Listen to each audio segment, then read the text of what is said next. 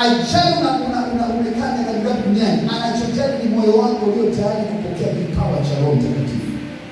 Anaendelea mbele mstari wa 10 anasema, na mwingine matendo ya miujiza, mwingine unabii. Kwa kuwa nabii ni karama ya Roho Mtakatifu.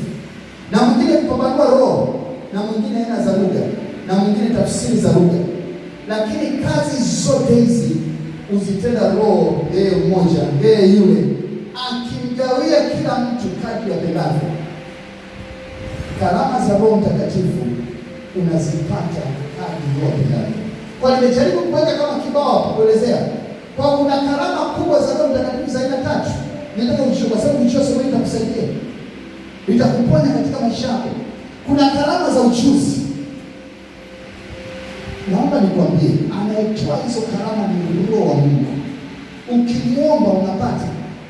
Kuna mtu ambaye mkikutana kwenye kikao, roho ya hekima ikimshukia, anaongea mambo kwenye hekima, anatatua matatizo mengi ambayo mnakuwa nayo. Hekima inashuka tu. Kuna mtu unamuita, unawazia kule zamani nasema njoo. Unamuuliza maswali fulani kuhusu vitu fulani, kuna roho ya hekima inakuwa ndani mwake. Akikaa dakika 2-3 anaongea mambo makubwa ya maana. Sio yeye, hajasoma kupita nyinyi wote. Sio kama alitoka sehemu, kuna roho ndani mwake inampa ile hekima. Jambo la pili, neno la maarifa. Neno la maarifa ni neno kwa ajili ya mambo ya mbele. Bwana, tuna vita hapa katika kanisa. Tunahitaji watu wachae katika vitivi. Mtu anapata neno la maarifa, anasema ninaona sehemu fulani tukahubiri chini, tutawaleta watu watajana, sisi tunafanya katika utumishi ambao Mungu amekusudia. Neno la maarifa ni roho inashuka pop, mtu anapata maarifa, anaona vitu ambavyo mwenyewe hawezi kuona kawaida. Jambo lingine, kutambua roho. Hii ni karama ambayo ni msingi sana kwa mtu ambaye anataka kutumishi. Ukikaa na mtu na ndiye Roho Mtakatifu anakuambia huyu mtu hadithi yake hii, huyu mtu ni mtu aina hii. Ni roho inashuka, sio kwa sababu unasoma sehemu fulani, sio kwa sababu unajua. Roho wa Mungu anashuka ndani mwako na kukupa ile neema. Unashangaa mambo yanakwenda. Sasa hizo ni roho za ujuzi, ni karama za ujuzi, ni karama za kuweza kuona mambo. Karama za aina ya pili ni karama za matendo ya nchi, matendo. Vitu ambavyo vinaonekana. Karama ya kwanza katika matendo ni imani. Kuna mtu anamwambia Bwana anaanzisha kanisa, unakuja hapo unakutana mtu mmoja. Lakini imani yangu mimi binafsi ndio kama nimeona watu 1000. Nitahubiri hivi kwa watu 1000 katika walini hata kwa mtu mmoja. Kwa sababu nina imani na Mungu ambaye ninamtumainia. Lakini imani sio kitu cha kawaida, ni Roho Mtakatifu, roho ya imani. Baba tupe roho ya imani. Ukishakuwa na roho ya imani unaweza kupambana na mambo mazito. Roho ya imani inakusababisha uweze kuishi katika mazingira magumu. Roho ya imani inakusababisha uweze kupambana na mambo ambayo hayawezekani. Roho ya imani inakufanya wewe kusema hili linawezekana wakati dunia nzima inasema haliwezekani. Ni roho ya imani. Nyingine ni roho ya uponyaji. Kuna watu ambao wanahitaji roho ya uponyaji kwa ajili ya kuponya watu. Kuna watu hata kumwekea mkono mtu hawezi kupona. Kwa sababu ile roho ya uponyaji haijashuka juu yako. Nyingine ni roho ya matendo ya miujiza. Sasa tofauti ya matendo ya miujiza na uponyaji ni kitu kimoja. Naomba leo. Uponyaji unaweza kuchukua muda. Unaweza kumwambia mtu anauma, Baba kwa jina la Yesu pokea uponyaji. Akapokea uponyaji, inaweza kuchukua hata siku 5. Matendo ya miujiza ni uponyaji wale pale. Baba kwa jina la Yesu tunaisha kutoka moto, ameshapona, ni Roho Mtakatifu. Lakini magonjwa yoyote kama Kristo, hakuna ugonjwa ambao Yesu hawezi kuponya. Ukimwambia mgonjwa yoyote lazima atapona kwa sababu ni nguvu ya Mungu ajili ya uponyaji. Lakini nataka utofautishe kati ya matendo ya miujiza na uponyaji. Matendo ya miujiza ni instant miracles. Naweza kuchukua Biblia nikaweka juu nikakaa juu nishuke chini. Ni matendo ya miujiza kwa ajili ya watu kuweza kuamini Yesu Kristo. Naweza kuja kwa siku moja nitasema kama niweke kiti mbele, ukigusa au ukija kugusa projectile inaweza kupata moto. Na kama ukigusa na shaka unarusha huko. Ni matendo ya miujiza kwa ajili ya utukufu wa Mungu. Karama za mwisho, sio za mwisho, naweza kwa lista kuanzia juu na chini. Ni karama za mdomo au karama za kuongea, ambazo pia ziko 3. Ya kwanza ni kunena kwa lugha. Ni karama unapewa na Mungu. Tunaweza kuomba kuhusu Roho Mtakatifu mahali hapa. Roho Mtakatifu akashika na mtu akaanza kunena kwa lugha hapa. Unajitaka kufanya kujiachia. niache ongee na ongea kile kitakachokuja katika moyo wako, kwa sababu Roho Mtakatifu anashika rangi kunena kwa lugha. Nilikuwa naweza kunena hata lugha zaidi ya 3 4 mpaka 5. Paulo anasema nilikuwa nanena lugha zaidi ya 30 40. Unaweza kupata lugha nyingi kwa ajili ya kunena. Ni karama. Na unapokuwa unanena kwa lugha na kutukuza Mungu kwa lugha ambayo unaongea. Kwa kupata karama ya kunena kwa lugha ni kipawa cha Roho Mtakatifu, unaweza kupata katika jina la Yesu. Karama nyingine ni tafsiri za lugha. Wakati mwingine mtu anaponena kwa lugha unasikia unapata tafsiri. Huyu anaongea maneno yake kwa lugha, kunena kwa lugha. Mwingine anakaa kwa lugha kusikia tafsiri. Baba amesema hivi, Mungu amesema hivi, Mungu amesema hivi. Roho Mtakatifu ndani mwake sio yeye anaongea tafsiri hii. Huyu mtu anaongea hivi. Unamwona kama anaongea lugha chenu, kumbe anaongea mambo makubwa ya Mungu. Na mwisho ni karama ya unabii. Baba ishusha ndani mwako karama ya unabii. Unaweza kuona corona Tanzania kabla haijatokea. Unaweza kuona mahali hapa panakwendaje kabla hapajawa. Unaweza kumwangalia mtu kesho unasema kesho utakuwa waziri. Unaweza kumwangalia mtu kesho unasema utakuwa mtumishi wa Mungu, utakuwa mhubiri mkubwa na kanisa lako utakuwa kubwa. Kwa sababu unaona mambo ambayo hawezi kuona wengine. Roho ya unabii. Mara nyingine unabii unakuja katika ndoto. Unabii masuala yajayo, Mungu anakupa neema ya kuweza kuyaona. Sasa katika hizi karama zote 9, ziko 9. Ndugu yangu, katika karama yote unaweza kumwomba Mungu kwa ajili ya karama yote katika Yesu. Na kwa nini nasema hivyo? Ukisoma kitabu cha Wakorintho wa kwanza sura ya 14 mstari wa kwanza. Sikiliza kwa makini. Anasema utafuteni upendo na kutaka sana karama za roho. Naomba kuanzia leo taka sana upate karama za roho. Hizi ndio karama za roho. Baba, ninaomba karama ya kunena kwa lugha. Baba, na usio lugha moja, unaweza kunena lugha 20 hata 30. Unabadilisha wewe tu. Una move, unatembea tu. Unatembea katika level za tofauti sana. Kwa sababu karama zikishuka ndani mwako, kuna nguvu inashuka katika maisha yako na unakuta kama unachokinena kinakuwa na nguvu ya Mungu katika namna tofauti. Kwa hiyo tunamwambia Baba, ninaomba karama kwa ajili ya kunena kwa lugha. Sasa sio kwa lugha nyingi, na Mungu anakupa neema ya kunena kwa lugha katika namna tofauti. Anamwambia Baba, ninaomba nijue kutafsiri lugha. Pale ambapo unamsikia mtu kunena kwa lugha, unashangaa na kupata tafsiri. Roho Mtakatifu anaongea na wewe. Unapata tafsiri. Baba, ninaomba karama ya unabii. Nataka nianze kuona vitu vya mbele. Mungu atakujalia. Unasema unapata ndoto.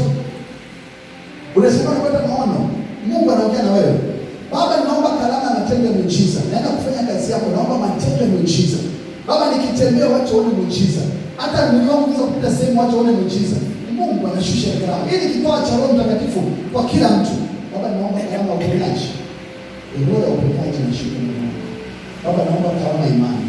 Baba, naenda kwenye sehemu ambayo najua kuna watu wengi. Ukikaa na mtu namna hiyo, unajua mtu wa aina gani. Unajua kabisa roho yake ni ya uongo au mbaya. Naambia wewe, ndani yako kuna shetani. Unaona? Roho Mtakatifu anakuambia kitu. Kuna wakati nakwenda kwenye kansa nilikuwa nafungua jambo. Kwa sababu roho ya kuweza kutambua na kwenda ndani yangu. Nataka kusema nini?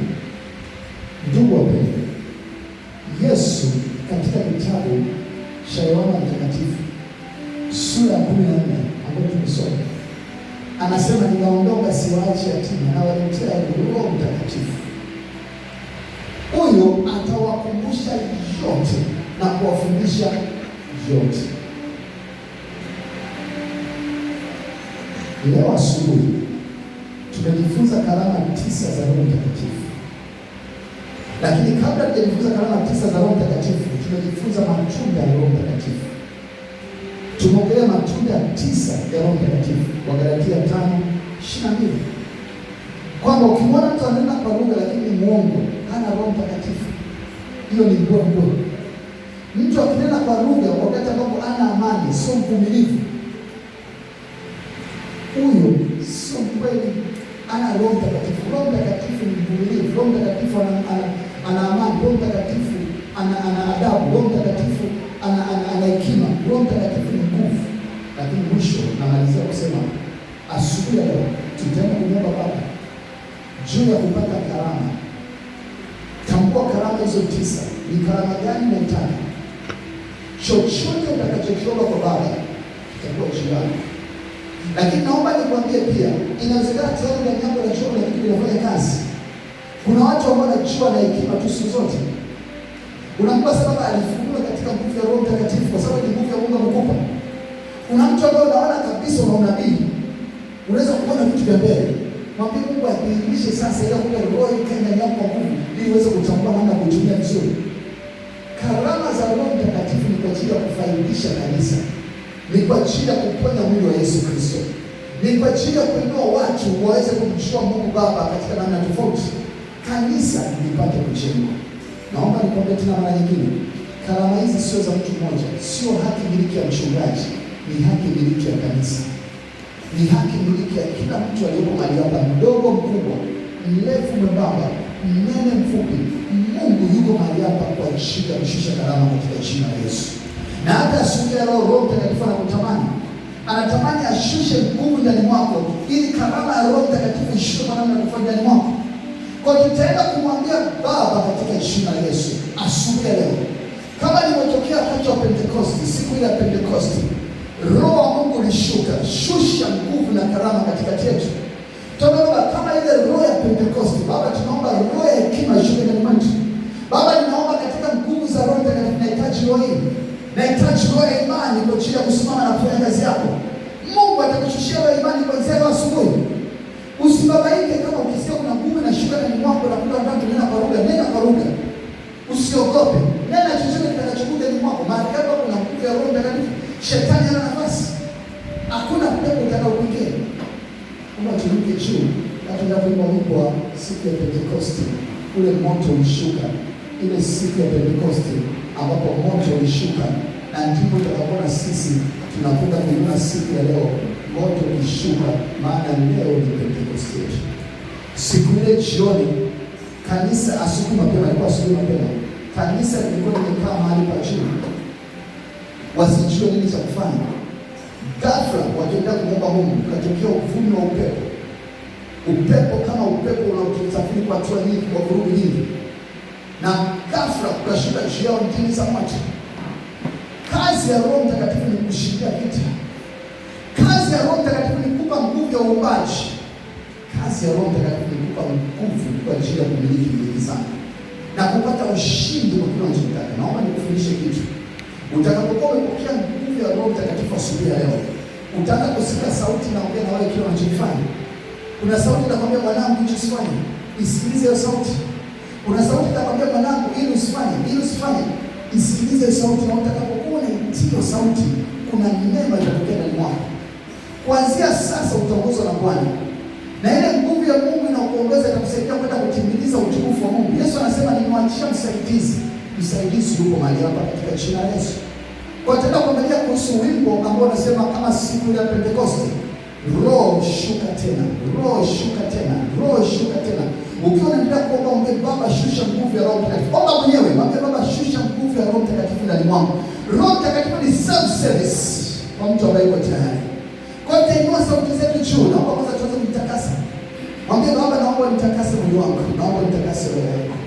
Baba, ninaomba neema, naomba chagua karama yote ambayo unaweza kufaa. Unaweza kuchagua moja tu kwa kwenye maisha yako yote. Mwambie Baba, ninaomba karama hii. Baba, ninaomba nguvu, lakini kila mmoja naomba apate kufika tu afanye kunena kwa lugha katika jina la Yesu. Ingawa nimesema ni sehemu tu ya roho moja wapo ambao Mungu anashusha katikati ya kanisa katika jina la Yesu. Kwa naomba inua sauti yako juu, mwambie Baba, ninatubu katika jina la Yesu. Baba, katika jina la Yesu, ninaomba msamaha. Inua sauti yako, omba msamaha mwenyewe kwa nafsi yako. Mwambie Baba, naomba nitakase ili Mungu aweze kushuka ndani mwangu. Baba, katika jina la Yesu, naomba utakase roho yangu. Baba, naomba unisamehe kwa yote ambayo nimelifanya kinyume cha mapenzi yako. Kwa kuanza kwa kunena na kutenda Bwana, nimekutenda, nimekuudhi wewe Mungu wangu. Ninakusihi, ninatubu Bwana. Ninaomba unitakase katika jina la Yesu. Naomba unitakase katika jina la Yesu. Ninaomba unirehemu Bwana katika jina la Yesu. Baba, takasa roho yangu kwa jina la Yesu. Baba, takasa nafsi yangu kwa jina la Yesu. Baba, kutana na moyo wangu kwa jina la Yesu. Baba, katika shida niliyopita na hata pale nimefanya kinyume cha mapenzi yako Bwana, ninaomba rehema. Baba, ninaomba utakase moyo wangu kwa jina la Yesu. Katika kunena kwangu inawezekana nimekuudhi Mungu wangu. Katika kutamka kwangu inawezekana nimekuudhi Mungu wangu. Baba, ninaomba rehema. Baba, ninaomba rehema kwa damu ya Yesu, nitakase Bwana. Safisha moyo wangu, safisha nafsi yangu, safisha mwili wangu katika jina la Yesu Kristo hai. Baba, naomba nitakase. Baba, naomba unihurumie. Baba, naomba nitakase kwa jina la Yesu. Mwenyezi Mungu, naomba nisafishe kabisa ndani yangu kwa jina la Yesu. Washa taa zako ndani mwangu, uwa kila sumu ya kuzimu. Baba, kwa jina la Yesu, ninakiri kwamba mimi nimeokoka bado na ninakwenda mbinguni katika jina la Yesu Kristo hai. Naomba nikutangazie kwamba Mungu amekusamehe dhambi zako katika jina la Baba, katika jina la Mwana na jina la Roho Mtakatifu. Na sote tuseme amen. Naomba ingie sasa kwenye maombi. Mwambie Baba, ninaomba nguvu ya Roho Mtakatifu. Roho Mtakatifu shuka tena. Ukisikia wasia moto unawaka, ninaomba amka. Sema ongelea kuomea. Mwambie Baba, ninaomba Roho Mtakatifu. Baba, ninaomba Roho Mtakatifu. Maana uliniahidi, ni ahadi yako Bwana, katika jina la Yesu. Na sauti yako mwambie kwa maneno yako mwenyewe baba yako. Mwambie Baba, ninaomba nguvu ya Roho Mtakatifu. Reka basendere bakaliasho. Baba, kwa jina la Yesu Kristo hai. Kama kanisa asubuhi leo Bwana, tunaomba utembee Roho Mtakatifu. Kama kanisa asubuhi rekere basia ndakabokerebo. Reka basia ndarabokeresekere baba bashe. Reka basendere baba bashe reba. Baba, kwa jina la Yesu Kristo hai. Tembelea mahali hapa asubuhi leo. Nguvu ya Roho